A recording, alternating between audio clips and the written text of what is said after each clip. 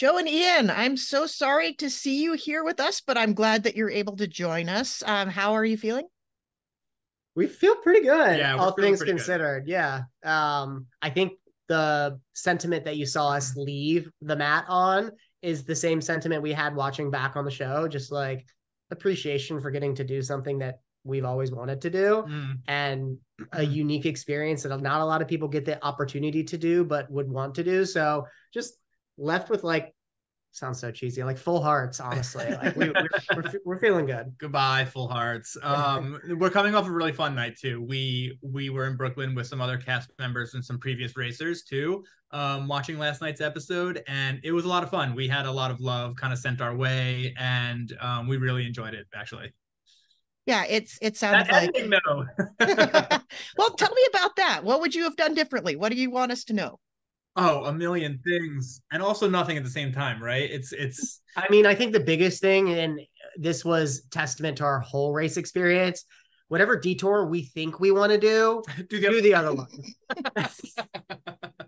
Very, very true. I think that was a theme. We always chose the more challenging of the two options. Yeah, the vinyl, the portraits, The swords. Swords. Yeah, it's like, although you were great at that. So, do you want a massage? No, I want to learn a very intricate sword dance. Like what? Wouldn't change it. Here we are. yeah, well, I want to hear a little bit more about your history with the show, because you mentioned on the episode that you had both separately wanted to do the show your whole lives. So I would like to hear, like, how did you decide together that you wanted to do this? And tell us a little bit about your experience with the show before you were on it.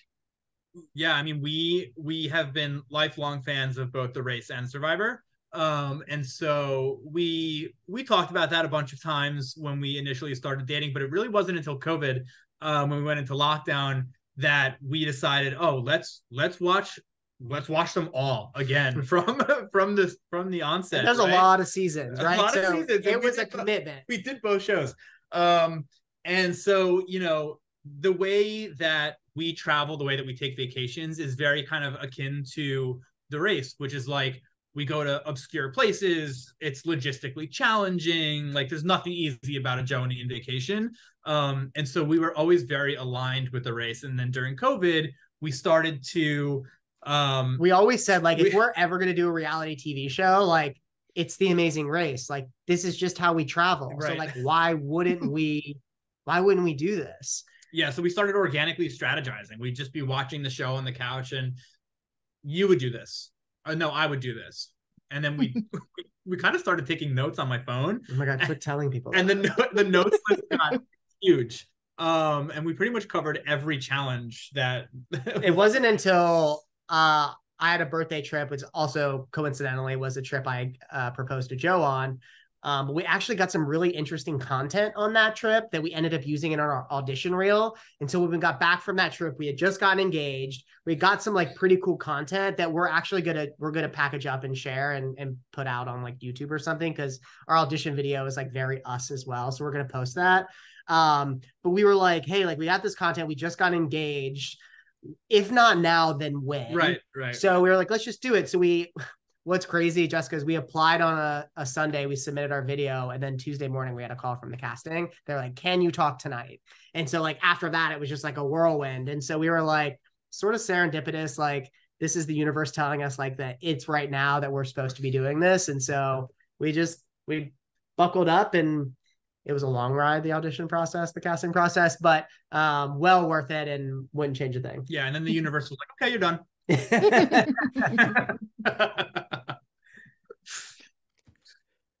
Can you talk at all about the photo finish with the tuk-tuk ride and what that was like? It was an emotional roller coaster. It was crazy.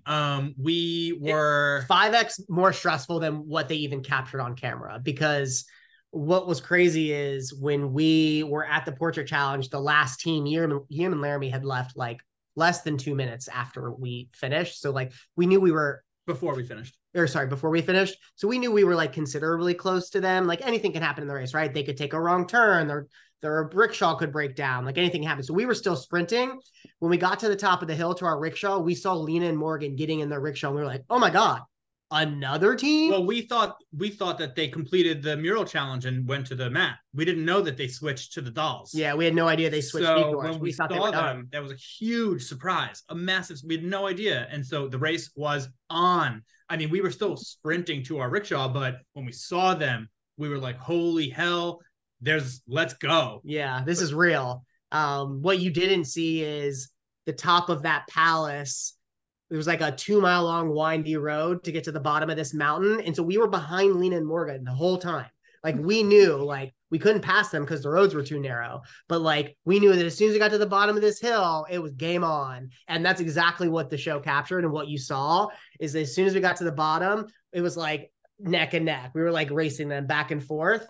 And then at the last moment, their rickshaw, when we passed them, woo, that was awesome. Yeah, because we knew, right, like in a foot race we were pretty confident we could beat Liese and Morgan in a foot race, right? We had just raced Todd and Ashley, like getting to the portrait challenge, which we wish we would have lost, by the way.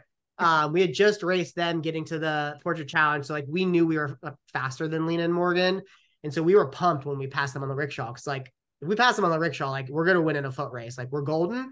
But then their rickshaw like turned into oncoming traffic and like went a back way up to the finish line. And we went straight into a traffic light. They went shortcut. We went straight into the traffic light, and it was the worst kind of traffic light with the number on it of how many seconds are left, and it started at 120. And it counted down. So yeah, like what, it wasn't an edit. What you saw, like it was real, honestly, yeah. The 3 teams, we all finished within like 2 minutes of each other, mm-hmm. Right? So like there wasn't a lot of leeway. We were like 30 seconds behind Liese and Morgan. So yeah, Rob, it was a nail biter for us. But you know what? If you're gonna get eliminated on The Amazing Race, get eliminated that way. Like it was so crazy and chaotic and fun and exciting. And we watched it last night, and the energy in the room during, you know, the 5 or so minutes that race was on, that's what the race is all about. And yeah, it's so cool. It's so fun.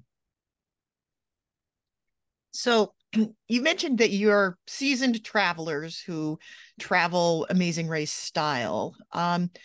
Where's your favorite place you've been, and what's next for you? Ooh, that's a great question. That is a great question. You know, I will say, you want to go first? Sure.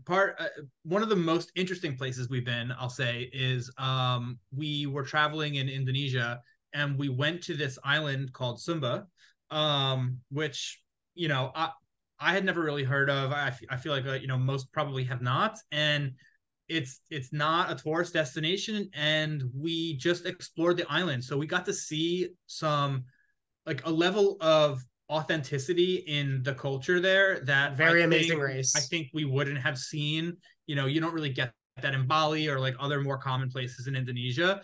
Certainly not like Jakarta or anything. I mean, that's like the city culture, but this was like pure off the beaten track villages. Yeah, that was just so cool to see. There's like this island off the coast of Thailand called Baba, or sorry, not Baba.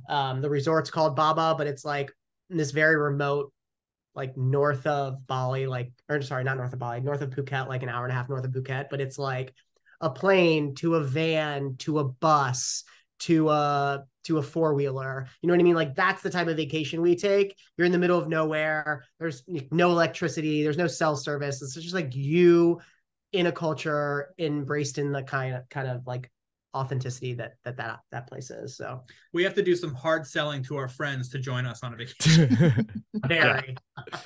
Right. So next episode, we see that the teams are going to have the opportunity to do the U-turn. Had you all been thinking about potentially a U-turn, and what team you might want to U-turn?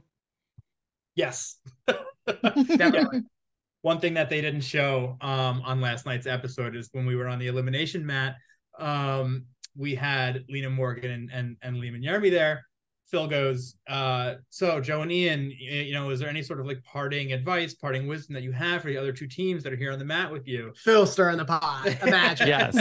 Without missing a beat, Ian's like, yeah, I got something. You turn Anna late.